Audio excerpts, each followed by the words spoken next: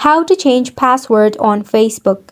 Hey there, welcome back to the channel, and let's get right into this tutorial.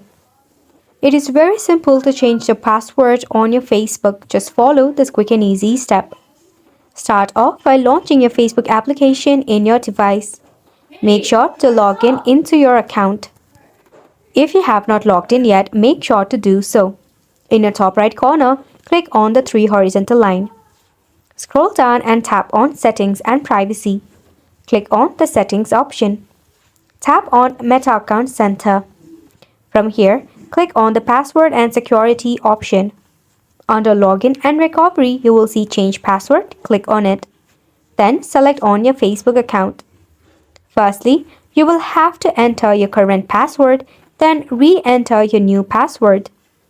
Again, you will have to retype the new password for confirmation. Then you can also make sure to log out of all of the existing devices in where you are logged in, or you can just let it be by unticking this box right here.